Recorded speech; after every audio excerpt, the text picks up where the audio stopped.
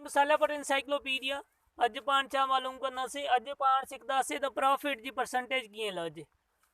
मतलब त पाण हिकु शइ वठूं था, अॻे सेल कयूं था, ऐं सेल वधीक पैसनि में कयूं था, जेतिरे में वठूं था त पाण खे नफ़ो थिए थो।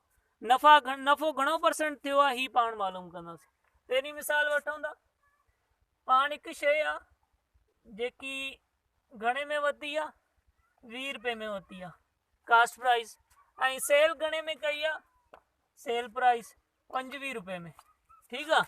हाणे नफ़ो घणो थियो, नफ़ो पाण 25 मां 20 कट कंदासीं त घणो, 5 रुपया मतिलबु बचिया, 5 रुपया त बचिया आहिनि, बाक़ी घणा परसेंट बचिया आहिनि।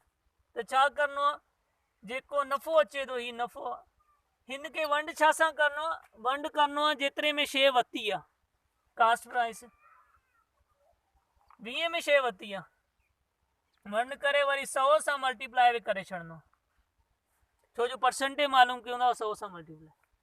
हाणे छा, ही हिकु ॿुड़ी इंजी वई, हिकु ॿुड़ी इंजी वई। हाणे 5 ऐं 10 खे ज़रब कयोसीं त जवाबु छा आयो, 50। 50 खे वंड कयोसीं 2 ॿिनि सां त घणा आया, 25। ही 25% पंहिंजो जवाबु आहे, मतिलबु 25% पाण नफ़े ते शइ विकिणी छॾी आहे। ॿी मिसाल वठूं था,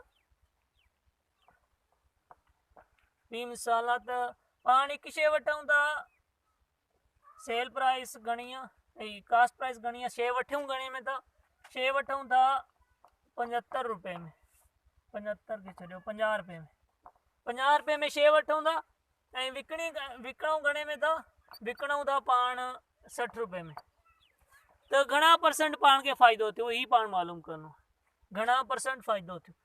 सफ़ा 16 60 मां 50 कट कयो, घणा बचिया 10, मतिलबु 10 पाण खे नफ़ो थियो आहे। ही त रुपयनि में आहिनि, बाक़ी पाण खे परसेंटेज मालूम करिणो, परसेंटेज। हाणे 10 खे वंड कंदो छा सां, जेतिरे में शइ वरिती अथव, घणे में वरितल आहे शइ, 50 में। ठीकु आहे, ऐं परसेंटेज मालूम करिणो आहे 100 सां वंड, छा थियो, हिकु ॿुड़ी इंजी वई, बसि हिकु ॿुड़ी इंजी वई।